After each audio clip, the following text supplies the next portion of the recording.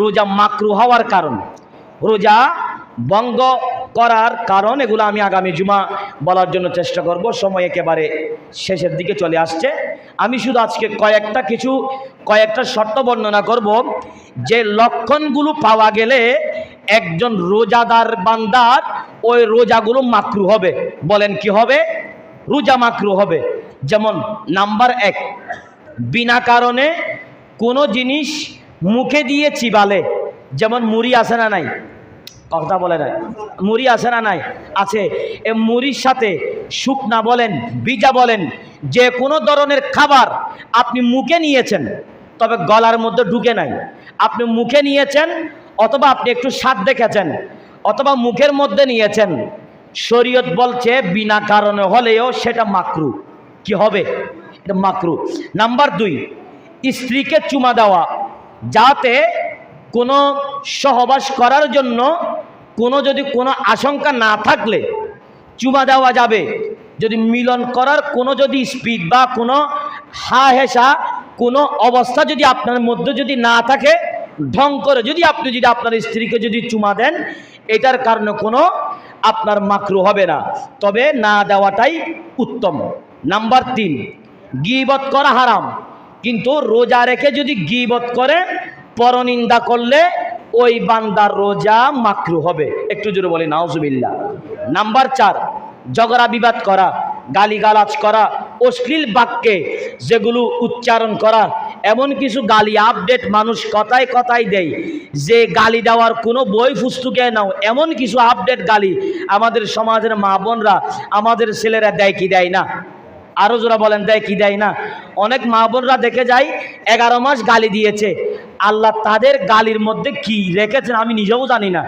গালিগুলো শুনলে আমার হাসি পাই। এই গালিগুলো কোত্থেকে শিখে? এমন গালি আমি কোনোদিন বই পুস্তকেও পাই নাই, এমন গালি আমি কোনোদিন শুনিও নাই। এই গালিগুলো কোত্থেকে? আমার মা বোনরা বলে। আল্লাহর ওয়াস্তে এই মাইকের মাধ্যমে যারা আমার মুরব্বীরা, আমার যুবক ভাইরা যারা শুনতে পাচ্ছেন, রোজা রাখছেন, আল্লাহর ওয়াস্তে রোজা রাখার কারণে আপনারা রোজার খাতিরে একটু গালিগালাজ থেকে আপনারা দূরে থাকবেন। আল্লাহ আমাদের বুঝার তৌফিক দান করুক, প্রত্যেকে বলি আমিন। নাম্বার 5, অজু করার সময় গড়গড়া করা।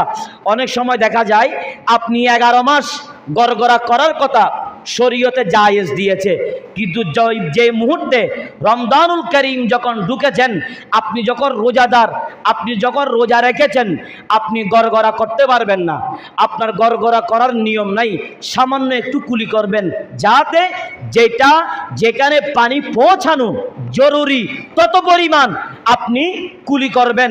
গড়গড়া করার কোনো প্রয়োজন নাই। আপনি যদি একেবারে গড়গড়া করেন, সেটাও একেবারে মাকরু হবে। শুধু তাই নয়, কয়লা এবং মাজন, টুথপেস্টের মাধ্যমে রোজা থাকা অবস্থায় ব্রাশ করা যাবে না। টুথপেস্ট, দাঁত মাজন দিয়ে, আপনি কালো মাজন দিয়ে, কয়লা দিয়ে, যেগুলো দিয়ে আমরা যে সমস্ত মেডিসিন দিয়ে আমরা দাঁত পরিষ্কার করি, সেগুলো দিয়ে আপনার দাঁত ব্রাশ করা যাবে না, দাঁতে স্পর্শ করা যাবে না। আল্লাহ আমাদের বুঝার তৌফিক দান করুক, প্রত্যেকে বলি আমিন। এই কথাটা আমি কেন বললাম? আমাদের সমাজের মধ্যে অনেক সময় আমাদের মা বোনরা আছে, এটা আমি নিজের চোখে দেখেছি। একটা মাসআলা তো কিতাবের মধ্যে চলে আসছে, আমি হুট করে বলে দিলাম, এটা কিন্তু সেটা না। এটা হচ্ছে একজন বান্দা, ফতোয়া হচ্ছে একজন বান্দার এই ধরনের কোনো গুণ আছে নাকি নাই। এটা আমাদের সমাজে অনেক সময় দেখা যায়, অনেক মা বোনদের মধ্যে দেখা যায়, যে এদিকে রোজা রাখছে, ইফতারের আগে ব্রাশ করছে, আছে না নাই? এখানে আপনাদের এলাকার মধ্যে আছে নাকি নাই আমি জানি না, তবে আমি যেখানে আছি সেখানে আল্লাহর রহমতে 100%-এর মধ্যে 98 জন মহিলারা দাঁত ব্রাশ করে ইফতারের আগে। এখন আপনি বলতে পারবেন, 100 জনের মধ্যে যদি 98 জন যদি ইফতারের আগে যদি ব্রাশ করে, একজনের মুখ থেকে রক্ত বের হয় নাই? হয়েছেন কিনা? মনে করেন সবার দাঁত আপনার মতো আমার মতো একেবারে সুস্থ, আপনি খবর নিয়ে দেখেন অনেকে ব্রাশ করলে রক্ত বের হয়। তখন রক্ত বের হলে ইফতারের আগে কি দরকার? রোজা রেখে মুখ থেকে দুর্গন্ধ যেটা বের হবে, সুঘ্রাণ, সেটা ওই ঘ্রাণটাও আমার নবীজি দামি বলেছেন।